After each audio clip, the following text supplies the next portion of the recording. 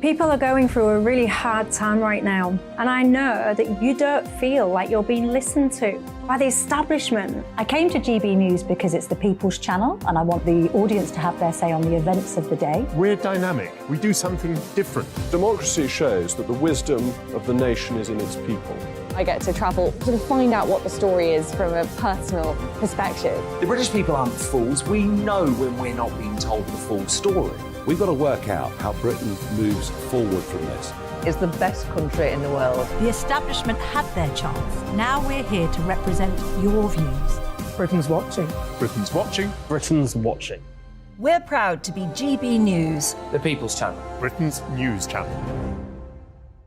I'm Jacob Rees-Mogg, the Member of Parliament for North East Somerset and a former government minister. For years, I've walked the corridors of power in both Westminster and the City of London. We need to have the arguments, the discussions on how we make it better. Crop failures, famine, war, suffering on a scale completely unimaginable. We are putting the cart before the horse. As Charles I said at the scaffold, he was the true defender of liberty. Yeah, I've completely derailed the conversation. Join me Monday to Thursday at 8 p.m. on GB News, Britain's news channel. So Dewbs and Co, we tackle the issues of the day with real, robust debate. Both sides of the fence, battling it out with me in the middle with my forthright opinions and views. And often really interesting things happen because you start with a position and then by the end of the debate you find actually, well, I might not have thought about that one. What we need in this country is 2 new political parties. You should maybe think about doing a 2024 calendar. I'm Michelle Dewberry and I'm keeping you company right through until 7 o'clock this evening. GB News, the People's Channel, Britain's watching. I'm Mark White. As GB News Home and Security Editor, I cover those key issues that are so important to you. Our authorities, our communities doing all they can to combat violent crime. With the public services under unbearable strain, why are we still failing to control our borders? Defence, the first priority of any government, has been continually hollowed out. Can we trust our politicians to protect the armed forces? Join me, Mark White, on GB News. Monday to Thursday, 9 p.m. till 11 p.m. Join me, Dan Wootton. I'll bring you the sharpest takes and hottest debates. Do you not believe in prisons? I don't believe in prisons. I'm completely stunned. I guarantee you there'll be no spin, no bias, no censorship. I actually was personally quite offended by it. And no reason to go to bed. So I guess they've always been quite woke. That's Dan Wootton tonight on TV, radio and online. Monday to Thursday from 9 p.m. till 11 p.m. on GB News. The People's Channel, Britain's news channel. You've probably seen politicians interviewed 1,000 times, but we do it differently. We find out who they really are, we don't shout, we chat, and hopefully we bring a bit of light, not just heat. Did you know Kate Moss? Apparently. Do you have a pair of jeans or a pair of jeans? No, of course I don't. What would I do with them? My friends are like, oh my God, what's she doing now? Join me every Sunday at 6 for Gloria Meets, only on GB News, the People's Channel, Britain's news channel.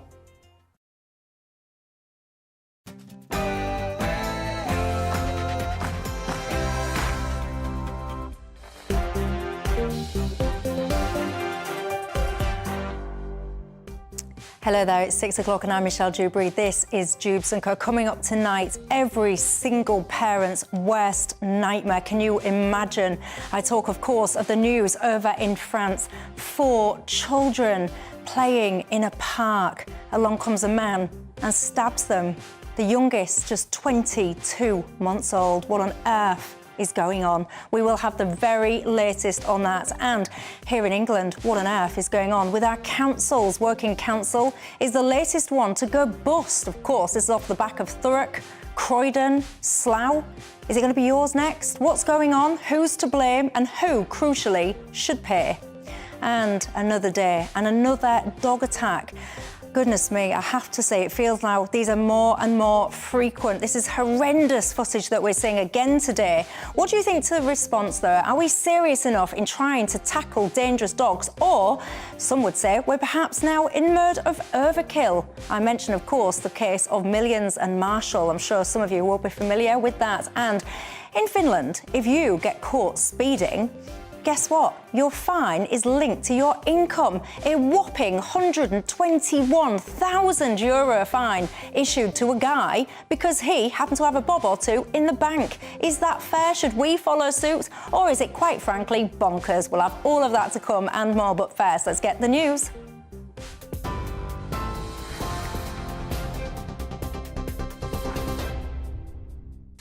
Good evening, I'm Ray Addison in the GB Newsroom. And our top story, 4 children, including a British national and 2 adults, have been injured in a knife attack in the French Alps.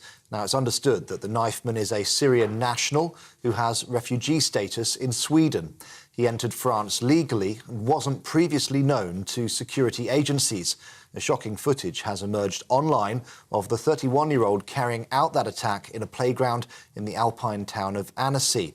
Police say he was shot in the legs whilst being arrested and has since been taken to hospital. French former professional footballer Anthony Letalic was at the scene. He described what he saw. I saw the guy who, indeed, is coming in front of me. He's on the grass. The cops are right behind, about 5 or 10 metres behind him, and who can't catch up with him. So I move out of the way a little, and I see him going straight towards men and women, and he attacks. He attacks the old guy. He stabs him once. The cops are behind him, can't catch up with him. And I tell the cops, just shoot him, kill him. He's stabbing everybody. So he attacks once, twice, and then they start shooting. So they shoot in front of me. Here's what we know about the 5 victims. 4 are children. They're all aged between 22 months and 3 years old. 2 of the toddlers and the adult are in a life-threatening condition. Witnesses saying that at least 1 of the children was in a pram at the time of the attack. Prime Minister Rishi Sunak and the French President have condemned the attacker as cowardly. Foreign Secretary James Cleverly saying that the family of the injured British toddler will be offered support. We stand ready to support the French authorities in whichever way we can. Also aware that one of the children injured was a British national. We have already deployed British consular officials who are travelling to the area to make themselves available to support the family. And of course, we stand in strong solidarity with the people of France at this terrible time. President Biden has told Rishi Sunak that the special relationship between the UK and the US is in, quote, real good shape during talks at the White House. Meeting in the Oval Office, Rishi Sunak mentioned the strength of that partnership and he promised to continue to put our values front and centre. The 2 leaders also discussed how they've stood together in support of Ukraine and the potential dangers of new technologies. We face a war on the European continent, and as we've done before, the US and the UK have stood together to support Ukraine and stand up for the values of democracy and freedom and make sure that they prevail, as I know we will. But also, I completely agree with what you said. Our economies are seeing perhaps the biggest transformation since the Industrial Revolution, as new technologies provide incredible opportunities, but also give our adversaries more tools for harm. But one thing I know won't change, I'm confident won't change, is the strength of our partnership, our friendship. Rishi Sunak there. Now, senior medics have warned that the NHS is struggling to provide safe and effective care for all cancer patients. The Royal College of Radiologists warns that government action is now critical to alleviate chronic staff shortages, with 15% of clinical oncologist positions still vacant. They say this is leading to longer waiting times for appointments and treatment, with half of all units reporting frequent delays for radiotherapy and chemotherapy. Health Secretary Steve Barclay says the government is investing more. Their report was focused on the health systems across the UK, so recognising the pressures in Wales and Scotland as well, that there has been a significant increase in demand, and that's why we're investing more. We're investing in 160 community diagnostic centres, we're investing in the surgical hubs programme, a further 43 new or expanded surgical hubs due this year, and we're also investing in the workforce, and that's why we're bringing forward a long-term workforce plan. Ukraine's military claims that flooding in the Kherson region after the destruction of the Kakhovka Dam is forcing Russian troops to retreat by up to 15 kilometres. President Volodymyr Zelensky has been visiting the area where hundreds of thousands of people have been left stranded and without drinking water. There's concern, too, that the water level at a reservoir near the Zaporizhzhia nuclear plant is running dangerously low. Now, although it's currently stable, Ukrainian MP Kira Rudik has told GB News there are potentially catastrophic consequences. TV, online, DAB Plus radio and on TuneIn 2. This is GB News. Back now to Michelle.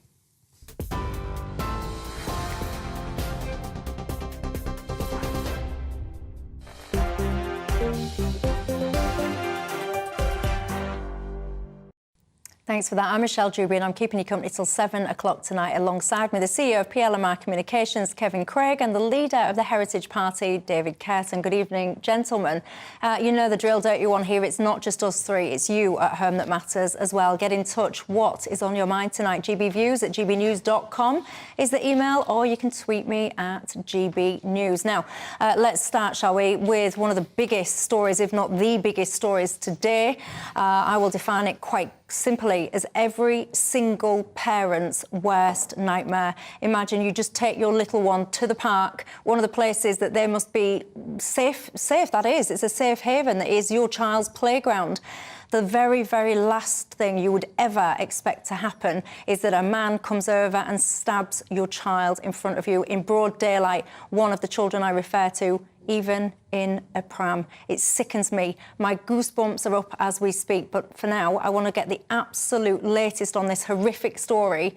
Joining me is Mark White, GB News Home and Security Editor. Mark, good evening. What can you tell us by this?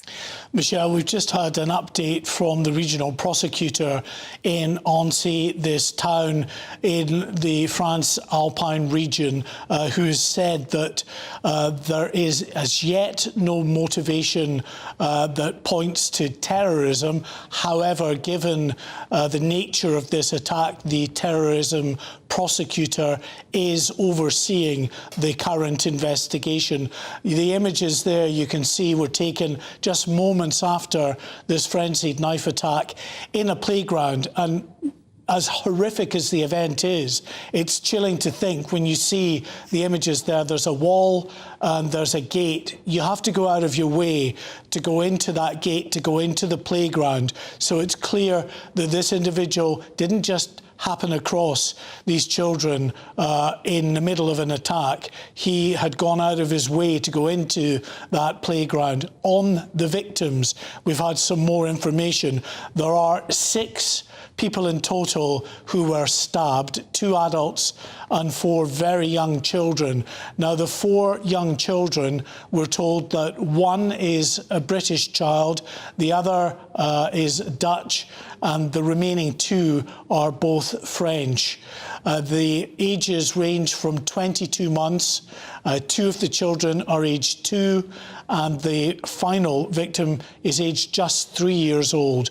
We're told that all 4 of those children have been severely injured and at this time are still critically ill. Of the 2 adults, a 78-year-old man is critically ill, having been stabbed. The other adult that was stabbed is less seriously injured. As far as the alleged attacker is concerned, well, confirmation that he is an asylum seeker, a refugee granted asylum, a Syrian national who went to live in Sweden some 10 years ago and was granted asylum in recent months. Now, according to the French regional prosecutor, he moved from Sweden to France the back end of last year after separating from his wife, a Swedish national who remains, we're told, back in Sweden with their 3-year-old daughter. So confirmation, he has a 3-year-old daughter, ages basically with one of the victims, and in fact older than 3 of his other alleged victims in this attack this morning. Mark White, thank you very much for that latest update. We will bring you any updates on this story whenever and as soon as we get them. I have to say, David, doing this job, it is my job to make sure that I understand these stories. So I had the grave misfortune to have to sit and watch this video. And I deliberately didn't share it. I will not share that stuff. I can't even tell you. Till the day I die, I will never forget that image of a man deliberately. And you know, if you haven't seen this video, I definitely recommend you do not watch it. I have to. He goes into, this is a deliberate targeted attack. He goes into a playground deliberately. There's a lady, for example, with a pram. She's cornered. She can't go anywhere. There's a wall. And it's just a casual... He kind of wanders over to her. There's screams. And I was struck by so many different things. I was struck by, obviously, the act and how horrific that was. I was struck by how few people seem to help. Everyone seemed to be randomly filming this thing. It's all over social media.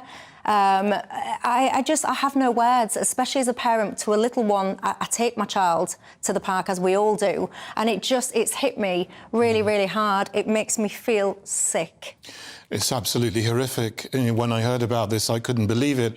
It's almost beyond belief that, you know, as a human being, how can another human being do this to some children, innocent children? You know, whatever you think. I mean, how can anyone do this to anyone? And that's what I'm thinking about this today. And people obviously were in shock, I imagine, that this was going on in a lovely village in the Alps where nothing like this has probably ever happened before. And people go on holiday, they go there to get away from the city. It's lovely, it's got a huge lake. I've been there, it's beautiful, very, very peaceful. Hence there were lots of different nationalities of children at that park at the time. Kevin, your thoughts? Well, you know, I echo what you both said. I wish I hadn't watched the clips online as well, actually.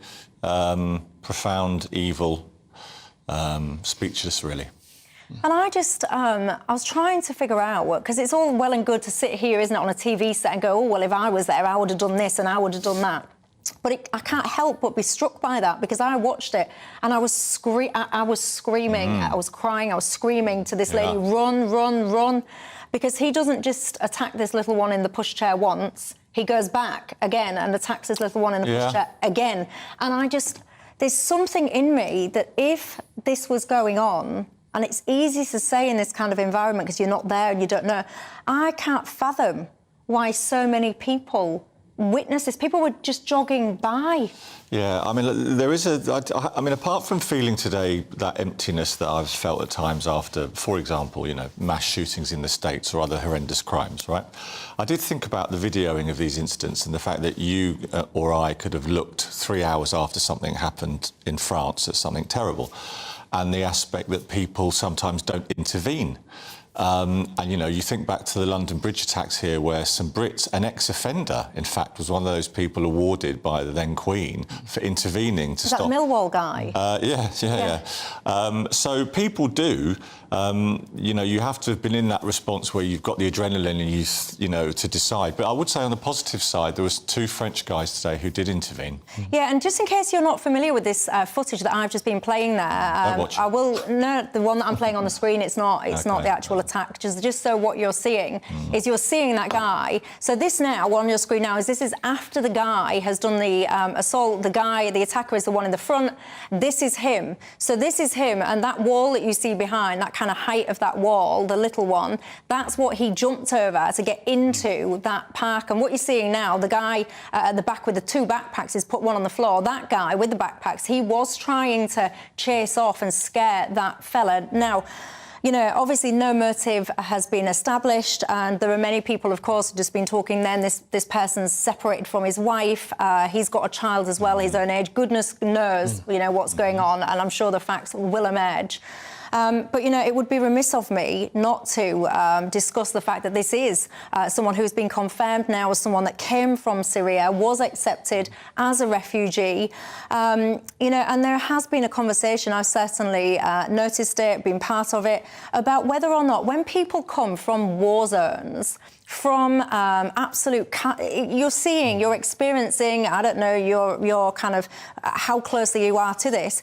People then just come and live in a completely different society. And it's almost like we kind of, yeah, you've come from this war-torn place, you know, don't really know your background, whatever, in you come. And there is a part of me that wonders, are we exposing people to risk in this way?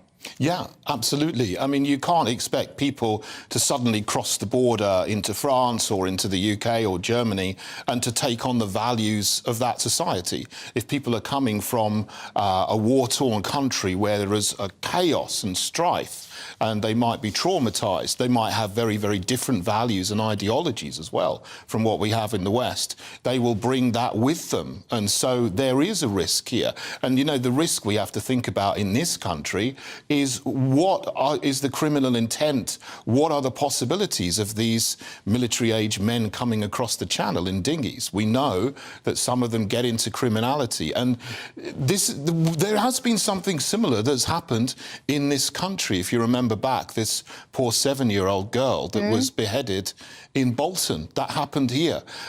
There is a pattern here. I mean, France has not been immune to this. There was the Charlie Hebdo attack.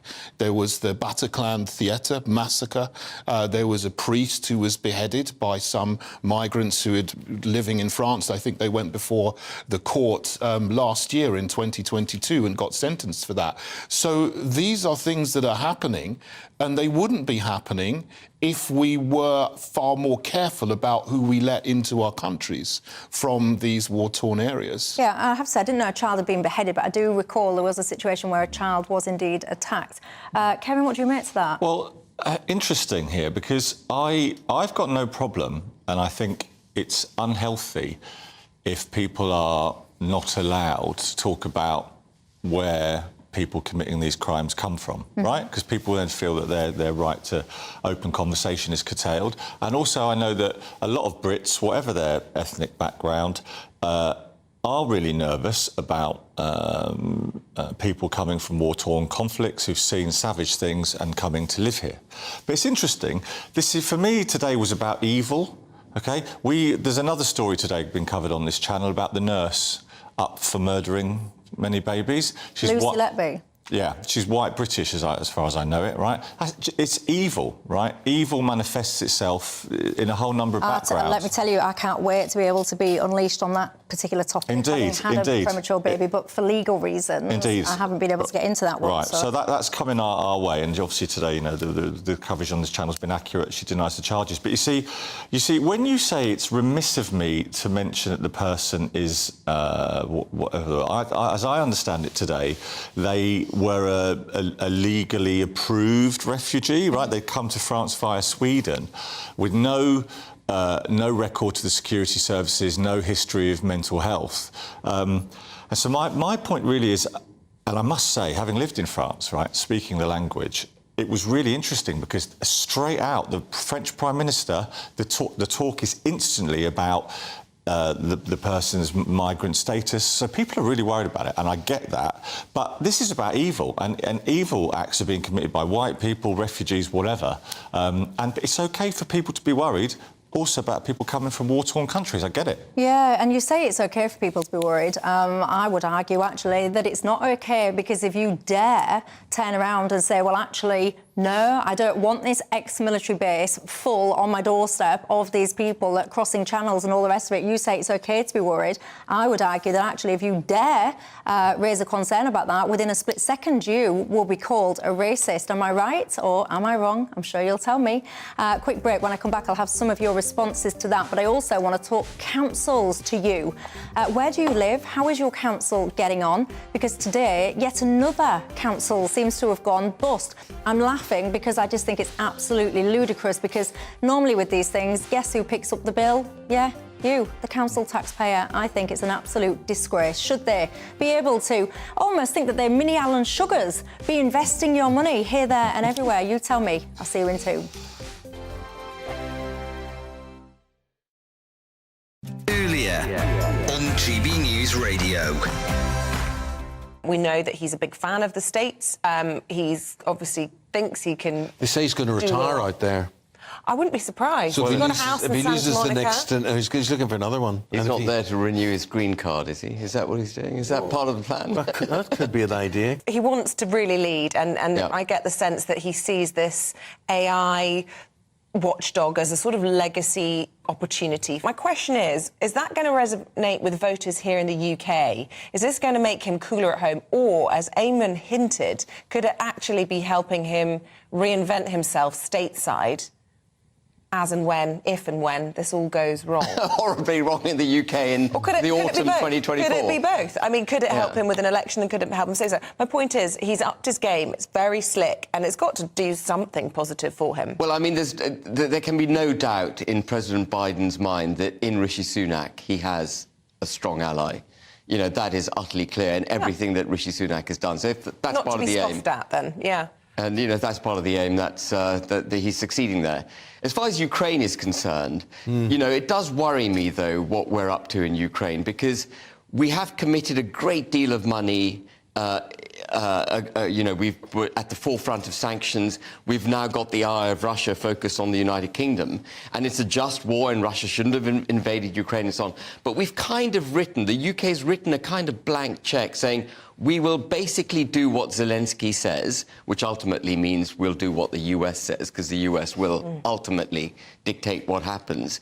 And here we are again in a cost of living crisis, national debt up, taxes way up, and pumping money into this fight. But Ben, this was with no control. With no control. Success story of Brexit, wasn't it? That Boris Johnson was able to lead on Ukraine, and now everyone's turning around saying we shouldn't be getting involved. The Anglosphere has always led when it comes to global law and order, if you like. It's always been the Americans and the UK.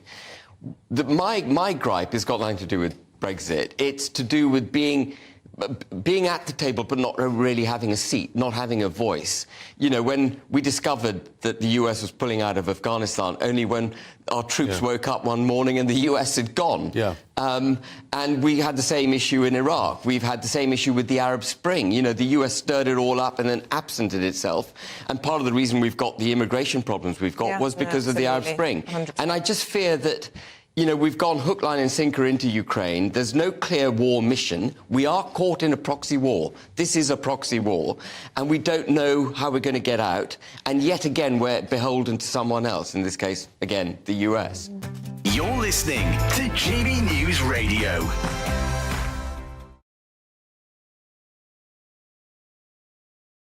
First and foremost, I am a GB News fan, and I was before I was working here. Just love the fact that we're asking the questions that a lot of establishment media won't ask. With a bit of a twist, we not only want to inform you, but we want to keep you entertained. It's worth the drive because you get in and the team's all ready and waiting, they're itching to go, and it's a proper little family. GB News is the People's Channel. It's the audience that makes the programme sing. We're giving our viewers and our listeners a voice. I see the thousands of your letters, tweets, emails, you name it, coming in. Britain is broken. How on earth did we get into this mess? But more importantly, how do we get out of it? The establishment had their chance. Now we're here to represent you. It's time for something different. It's time for GB News. I'm very patriotic. I believe in Britain. Our best days lie ahead. Britain's watching. Britain's? Yeah, Graham saying it goes against my principles, Michelle, what I'm about to suggest, but perhaps it's time to introduce national ID cards. You're then saying it'll be one way of knowing who we're let in, who is here and who we need to deport, he says. Well said. Do you think that? Absolutely. Right, I am going to move on. So very quick answer to this. How is an ID card going to know if you are going to, I don't know all the circumstances, but 1 minute you're going to, I don't know, split or whatever, and now you're going to go stab kids? What would a national ID card achieve? As a general crime-fighting measure, ID cards would be a good thing, and the only people that rail against them are people who've got some fear of conspiracy by the state. Well, Kevin, Craig and Graham, you two are all aligned. Good man. David's chipping in. What's the matter with you? I definitely don't want national ID cards. Why? Have you got something to hide, he the people who are criminals are just not going to have them. They're going to go about and do their criminal business without bothering to get the national ID card. So it's not going to stop those people who want to break the law. Yeah, see, I have to push it back to you there, Graham, at home. How would that help in this scenario? If you're a wrong and if you're mentally ill or whatever's going on and the details will emerge, what is that going to do? when it comes to this fella going into this park and killing the children. Yes, it'd help us identify him, but we knew who he was, I think, within hours. I'll tell you what else happened as well, I would say, almost instantly. I don't know about you, you might have noticed this. When this footage started emerging of that situation in France, it was about a nanosecond before people on other channels, I won't mention them, but I think you'll know where, were instantly coming out saying this is definitely mental health, and anyone that thinks otherwise is far right. Well, hang on a second, because we don't actually know what the situation is. So if you were to go the other way and say it's definitely terrorism, you'd be absolutely slaughtered. So how come you can go the other way and immediately say it's definitely mental health in these cases? You tell me. Anyway, let's talk council, shall we? Because yet another one has basically gone bust. This is Working Council. They've had to declare bankruptcy. £1.2 billion deficit. How would you even get yourself in that pickle? Well, it's basically, they think they're like little wheeler dealers. Peter Jones, Alan Sugars, they're going out spending your money on things like commercial property investments, hotels, skyscrapers and all the rest of it. There's a lot of others, by the way. Croydon, Thurrock, there's a list. You were a former councillor, Kevin. What's going on? Well, some councils do get it wrong, and what happens is they get punished at the ballot box by local people. Other councils, and I'm not going to be political, I don't even know who's running them, South Somerset have had some really big investment successes, and councils have had less money from government over the last 13 years.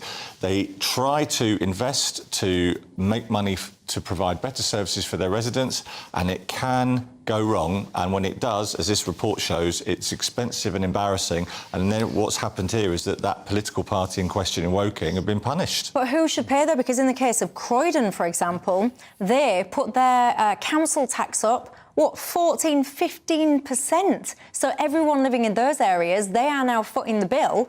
People are saying that there should be prosecutions for misconduct in public office when these kind of things happen. David, your thoughts? I totally agree with you. I mean, the councillors who have made this decision have just put their council areas and the people that live in those council areas into financial chaos for ages. I mean, with the council tax going up, that's the only way that they can possibly get the money to continue to provide the basic public services that they need to do. Look, councils should be boring. They shouldn't be investing in those casino schemes. You should have seen the meetings I were at, David. Shockingly boring. Great. Rest assured. That's good, but this certainly isn't. They've been doing a sort of casino scheme here. I mean, Woking used to be a lovely little market town in the middle of Surrey, you know, it's a quiet, sleepy place. It's been transformed beyond all recognition. It's like the councillors there had a vision to turn it into the Singapore of Surrey, which is the wrong thing for Woking.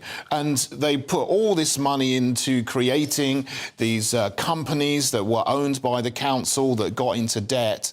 And the thing is, now the interest rates are going up. They did this when it was a very low interest rate, scenario for 10 years or so. Now the interest rates are going up. They've been caught short, and a lot more councils are going to be caught out because the interest rates have changed. And so, sadly, this is not going to be the last of it. And I agree, actually, with the mentality of trying to bring criminal prosecutions, because I think if the charge would be, as I was reading up earlier on about it, misconduct in public office. Yeah. And I support that, do you? Yeah, I mean, in theory, yes. And in the past, councillors who didn't set... do you remember under the... back in the day, councillors who didn't set a council tax level, the poll tax, they didn't agree with it. They actually were taken to court for not setting a council tax because they didn't want to inflict the rises that central government were asking of them. So there is an established principle. And when you do become a councillor, you do sign forms that talk about the seriousness of the office that you're taking on, your responsibilities to be fiscally sensible. There's a very good quote here from the chair of the Select Committee, Meg Hillier, who says, "We've seen too many councils borrow multiple times their annual budget at huge risk." So David's point is a good one. You should adopt the same principles of financial management that you would in your private life. Yeah, but they don't. Nobody does in government at all. There is no real kind of sense of, I would do this with my money and therefore I shall do this with the money, because it's this massive detachment between, I think, people that are in public office and they think, well, it's just it's like a magic money tree, and we joke about that saying all the time. Gary, one of my viewers, he's a smart lad. He's saying they go bust these councils because they spend extortionate amounts of money, he reckons, $3.5 grand to move a light fitting 12 inches. And they pay over 20 grand for one person to have a new carpet, desk and chair. And he goes, yes, it definitely happened, Michelle. He's saying they're not tendering for jobs properly. Is that accurate? Is it Gary, you said? Gary? Yeah, it's Gary's experience, and I've no doubt he's right. But, you know, two things. You sort of broadly dismissed the political class as being detached from the public. I think they are, yeah. All right, I think you're totally wrong. That's all right, I don't mind. Why am I wrong? Well, I'll tell you why, because I think I probably, tragic as it is, hang out with more members of Parliament from all parties than you do.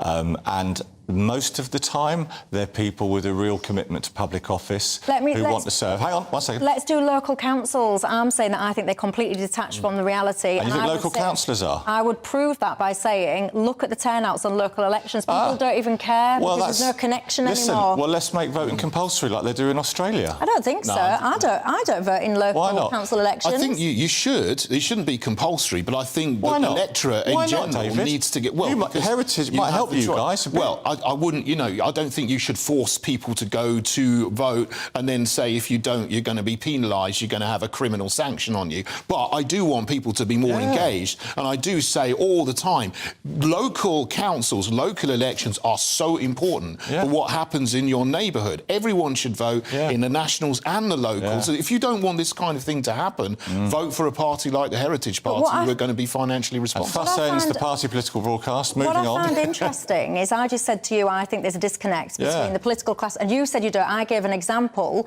yet the turnout, and your response to that was, well, make them engage. Well, right. Force them, make it compulsory.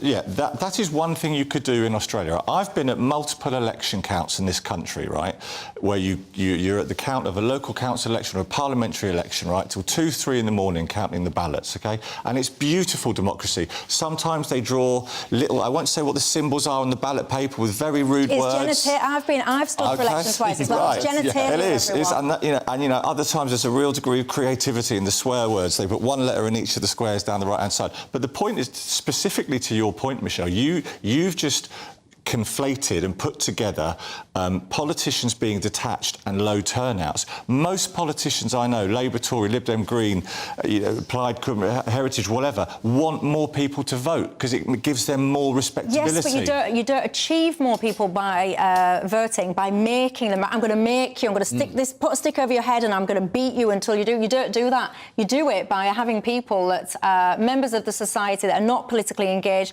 You have people that they can relate to, policies that they relate to, and crucially, people that they trust and that they believe, actually, if I vote for this law, it will actually make a difference. And I would argue that so many people, me included, don't believe that that is the case. We don't. Well, I'm not going to argue that many people, including you, believe what you believe, as is your right. But as is demonstrated by low turnouts. Well, no, because low turnouts make people like, all right, I'm quite happy, can't be bothered, you know. Oh, man. See, only someone that has been a local councillor could perceive a low turnout as being a sign that actually people are happy with the status quo. My lack of turnout would be because I think they're all, no offence, absolutely useless, and I do not think that my votes will make any form of meaningful change. That's why I don't turn out. Not because I'm sitting there basking in this sunshine of, oh my, they're all so wonderful. I don't want anything to change. Am I deluded? You tell me. GBviews at gbnews.com, or you can tweet me at gbnews. Let me know who you agree with. Anyway, are you a dog lover? Are you someone on the other side that's perhaps frightened of dogs because another day, another dog attack? What's going on and what is the reaction? Do you think we're doing enough about dangerous dog attacks, or are we overreacting? Do you remember that case of the dogs Millions and Marshall back in London not that long ago? Your thoughts. See you in 2.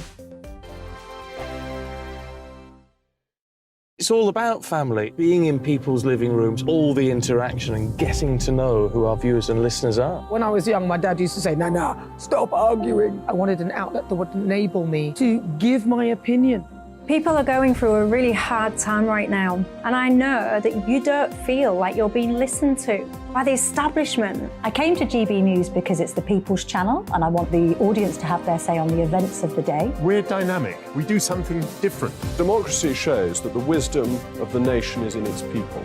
I get to travel to find out what the story is from a personal perspective. The British people aren't fools. We know when we're not being told the full story. We've got to work out how Britain moves forward from this. Is the best country in the world. The establishment had their chance. Now we're here to represent your views. Britain's watching. Britain's watching. Britain's watching. We're proud to be GB News, The People's Channel. Britain's news channel. Join me, Patrick Christie's, Monday to Friday, 3 till 6. We tackle the day's news agenda like you've never seen before. It's high tempo, high octane, the most controversial topics, and the best guests. You will not be able to take your eyes and ears off it. I'm not afraid to ask the questions that you really want answered. 3 till 6 p.m, Monday to Friday on GB News, The People's Channel, Britain's news channel.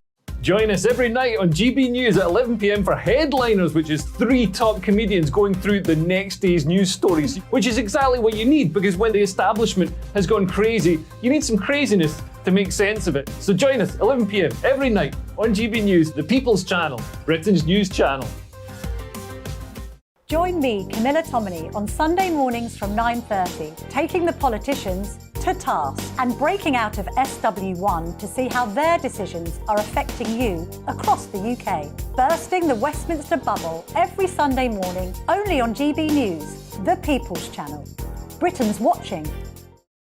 I'm Jacob Rees-Mogg, the Member of Parliament for North East Somerset and a former government minister. For years, I've walked the corridors of power in both Westminster and the City of London. We need to have the arguments, the discussions on how we make it better. Crop failures, famine, war, suffering on a scale completely unimaginable. We are putting the cart before the horse. As Charles I said at the scaffold, he was the true defender of liberty. Yeah, I've completely derailed the conversation. Join me Monday to Thursday at 8 p.m. on GB News, Britain's news channel. So Dewbs and Co, we tackle the issues of the day with real robust debate, both sides of the fence, battling it out with me in the middle with my forthright opinions and views, and often really interesting things happen because you start with a position and then by the end of the debate you find actually, well, I might not have thought about that one. What we need in this country is 2 new political budgets. You should maybe think about doing a 2024 calendar.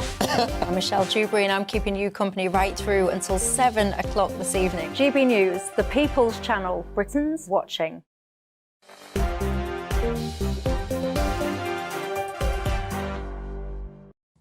Hello there, I'm Michelle Dewberry with you until 7 o'clock tonight. If you're sitting there thinking, hang on a minute, is Rishi Sunak talking to Joe Biden? Yes, he is. And when something happens there, worry not, everyone, we will be bringing it to you. But in the meantime, we've been talking, oh gosh, if you've just tuned in, you've missed out, everyone. We've just been talking about the absolutely horrendous situation in France. ID cards were brought up as a potential solution going forward. One of my viewers, Andy, on Twitter says, Michelle, can you tell everyone, please, in France, we already have ID cards and they haven't made a blind bit of difference, he says.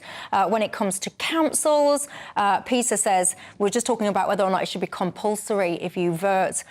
He says if you make voting compulsory, then there should be a none of the above on the ballot. And but what he's saying is if more people tick that box, then essentially nobody should be elected. He half agreed with you then. No, I don't think he heard the end. Good idea. What, that nobody would be elected? Because that's the will of the people. Well, yeah, and then who would run you all? I don't know. There'd be absolute anarchy, wouldn't there? Keith says they should only collect enough, these councils, to literally cover their services, not to indulge on vanity projects. Got to say, I agree with you there. Although Hull, where I'm from, Hull City Council, they were very rich. I think it was 1999 when Kingston Communications, we have like our own phone network, basically. And they sold their share when it floated on the stock market, became very rich. It got about £250 million.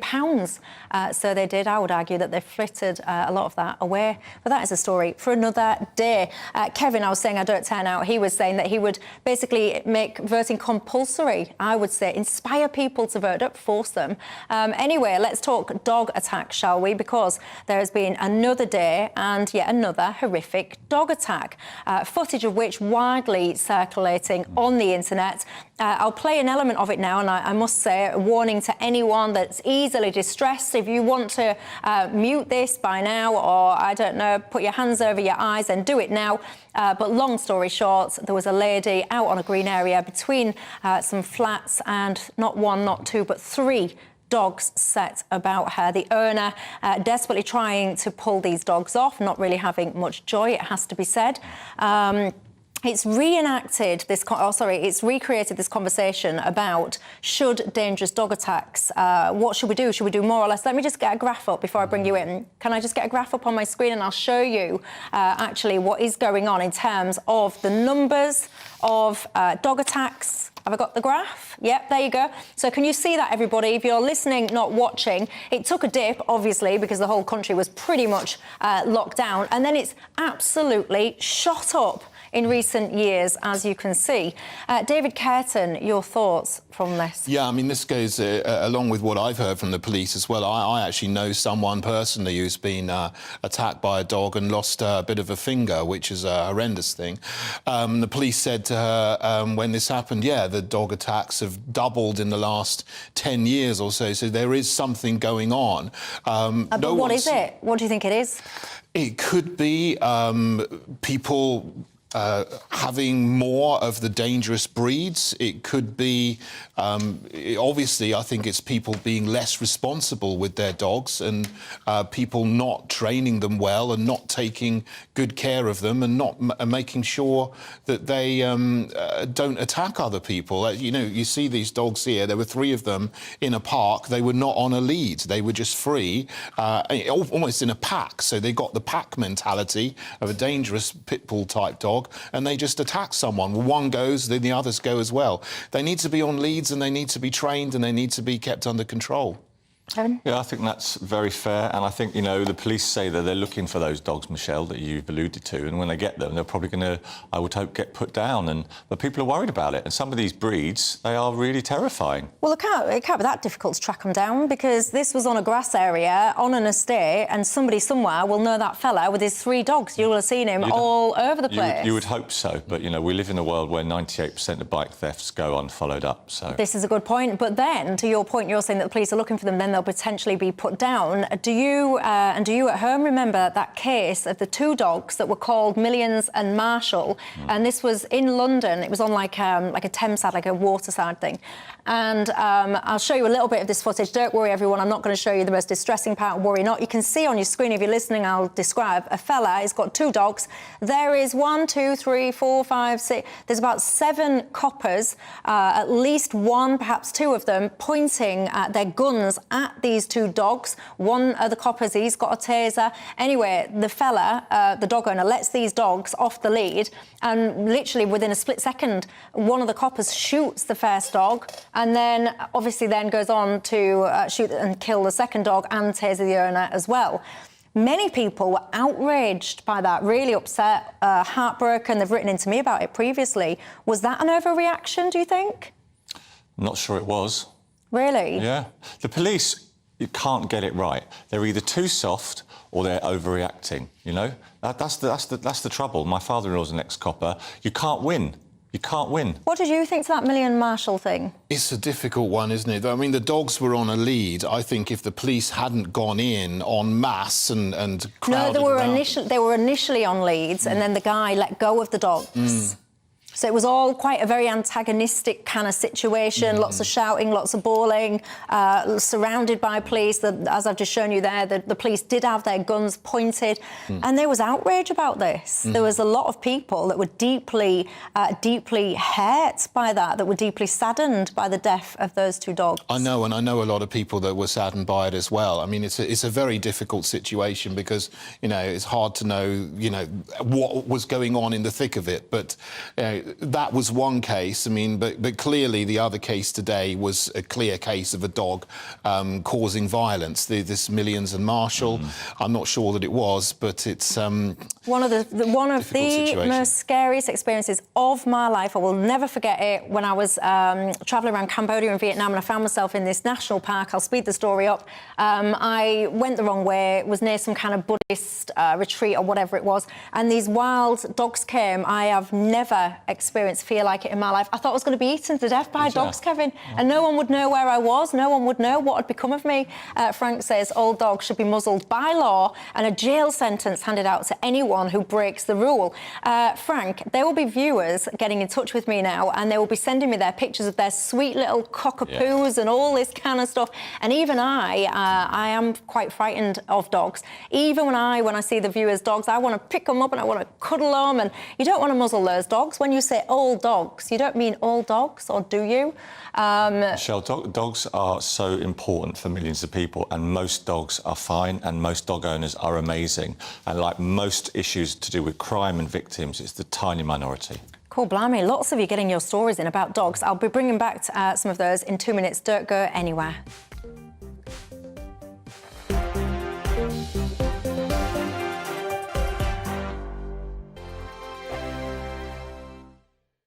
I joined GB News because I was sick and tired of not hearing my views being represented, not just mine, but so many people that I knew and spoke to. I just couldn't get my voice out there. I couldn't say anything. I couldn't do anything. Whatever the narrative was, I kind of had to follow it. GB News is there to provide a voice for those who have been ignored by the establishment media. We think different things, we've got a different style. GB News is here to be optimistic and positive about the future. It's real kind of dynamic and flowing, with the audience very much at the heart of it, like a big family.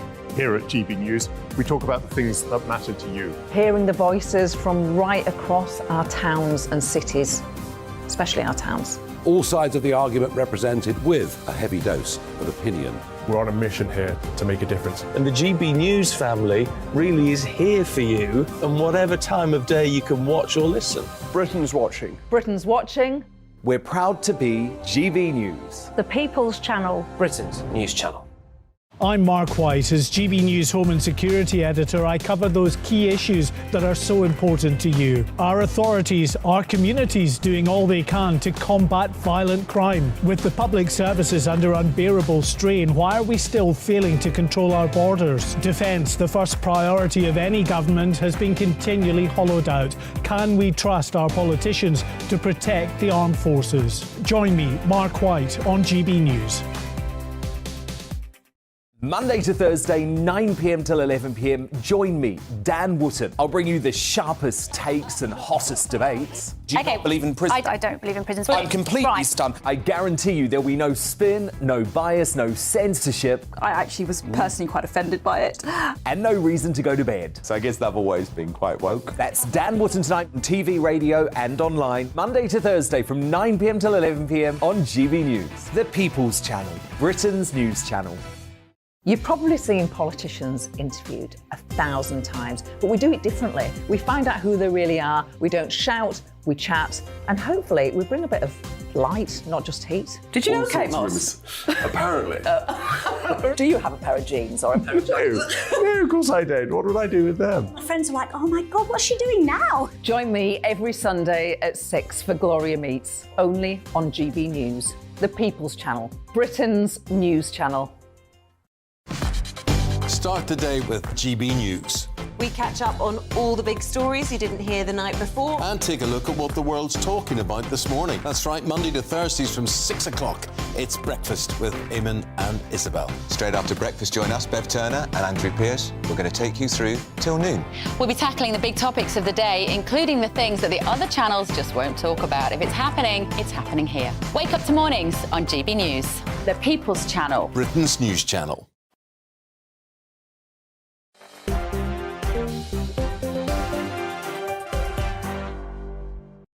Hello there, I'm Michelle Dewberry with you till 7 o'clock tonight. Alongside me, Kevin Craig and David Curtin remain. Elizabeth on Twitter has been in touch about the conversation about dangerous dogs. She says, and she's talking to Michael and she's talking to Frank, who have been in touch with me saying that all dogs should be muzzled. She says, can you tell Frank how would he like to be muzzled all day long? I think a lot of the sentiment coming through is it's people that are the problem, not the dogs. Sue says so many people got dogs in lockdowns and quite frankly, they don't know what on earth to do with them. She's blaming it on that.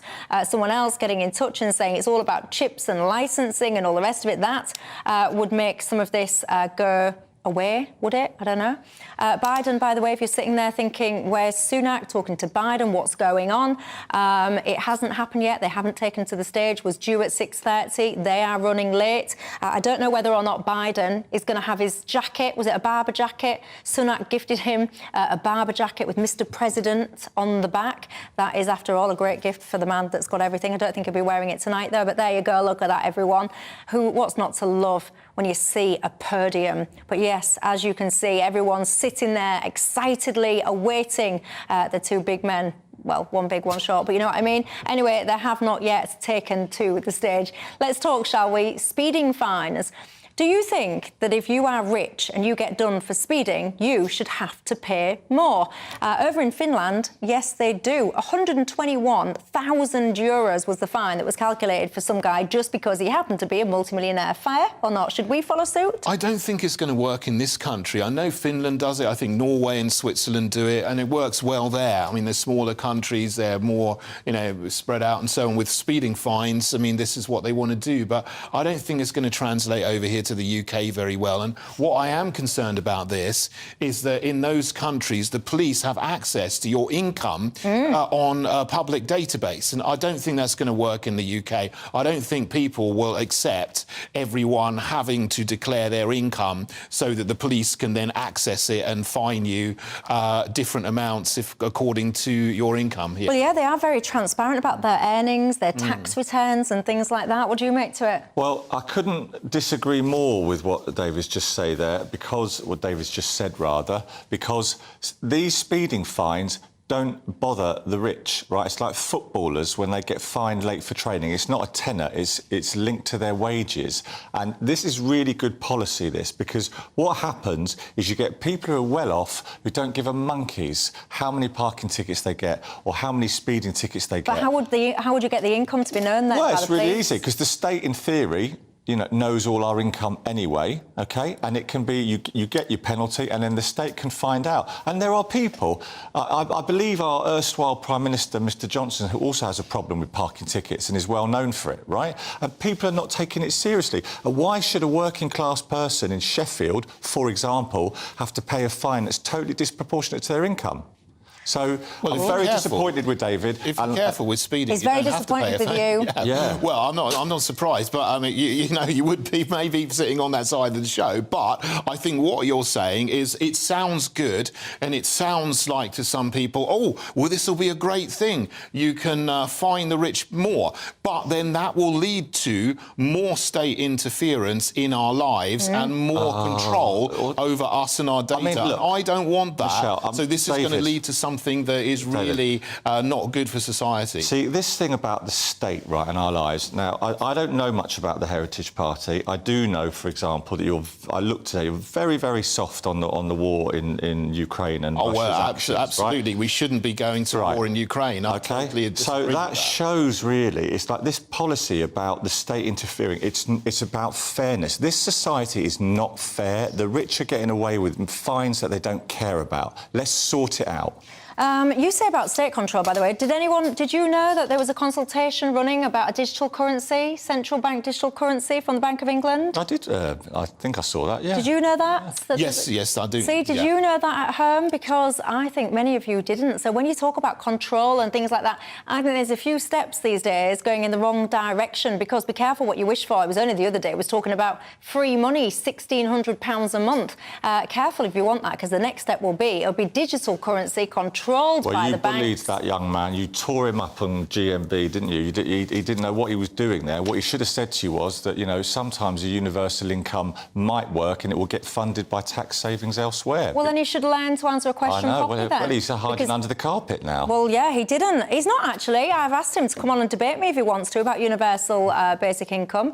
He said he will, so we shall see whether or not he actually does. Yeah. But don't even get me started on that. This whole notion of free money, I can't even believe that people didn't learn their lessons during the whole COVID and furlough, when you sit there and go, we did it, we trialled UBI, very different, of course, but look at the mess that's got us into. Well, really Michelle, would want to... Michelle, but those of us who think, you always say that about COVID. Oh, hey, look, almost said that about COVID. I will never stop saying that about COVID. It is time for me to go, though, because look at the time. You'll have to hold that disappointment in me for another day. We can thrash it out. I will never agree with you on that topic. The reaction to COVID was the thing that's got us into this situation that we are all dealing with now. So much of it. Do not even get me started on that. Actually, I wish I could tell Nigel Farage to press pause so I could get off and have a rant, but unfortunately I can't. He's coming up. He's got a lot he wants to say to you guys. So for now, thank you, gents, for your company. Thank you at home. Have a wonderful evening. Don't go anywhere. Nigel's next, and I'll see you tomorrow. Hello, it's Aidan McGibbon here with the GB News forecast, brought to you by the Met Office. Dry for most of us during the next 24 hours, but changes on the way, increasingly warm and humid, hot for some by Saturday, but with the threat of showers and thunderstorms as well. Low pressure is edging a little closer to the UK. No major changes, but what happens is the winds veer. We're going to see a more southerly component to the wind direction, and that's going to bring more humid air, but also those higher temperatures and risk of showers. Initially, some showers, mostly light showers, affecting Cornwall through the nights. Cloudy skies here, and it's going to feel warmer compared with recent nights, 14 Celsius. A marked contrast with elsewhere, a cool night to come once again, and chilly for parts of Scotland, down to 0 degrees in some sheltered spots, but sunshine in western Scotland, Northern Ireland, western parts of the UK first thing. Any low cloud around in the morning once again retreats back to the coast, and really it lingers around the coast again into the afternoon, keeping things much cooler close to the North Sea compared with elsewhere. And it is warming up, 26, 27 Celsius towards central southern England. But with this medium level cloud and some light showers affecting Cornwall through the day, pushing into Devon by Friday evening. These showers will be on and off, mostly light at first, but as we go into the weekend, well, the signs are that we're going to see some thunderstorms developing, initially from the southwest and then later across central parts. But a marked contrast with the overnight temperatures, 16, 17 Celsius towards the southwest as we start off Saturday. Still a cool feel elsewhere across the UK, and some low cloud again first thing. That low cloud restricted to eastern Scotland, northeast England on Saturday. Lots of sunshine elsewhere, but with much higher temperatures for central and eastern parts, and as those temperatures rise, that risk of thunderstorms, especially through the Midlands, Wales and southern England.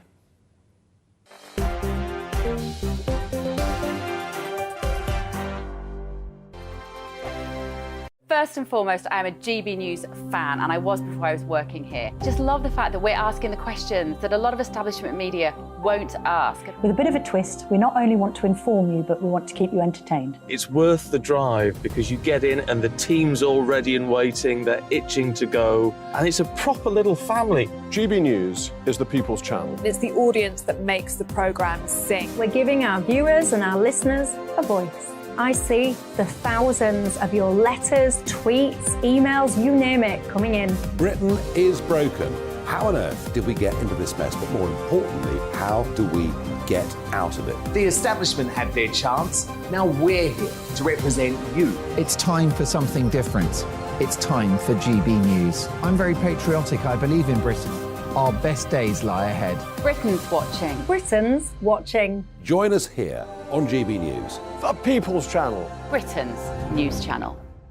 I'm Simon Evans. Join me on GB News for Headliners at 11 p.m. What's the scoop? I'll be joined by two of the country's top comedians. That's right. As we take a look at tomorrow's newspapers tonight. We're going to get into trouble. If it's a big story, we'll be covering it. Spill some tea on him. There we go. But we'll also have some fun. I wouldn't stick up a bank.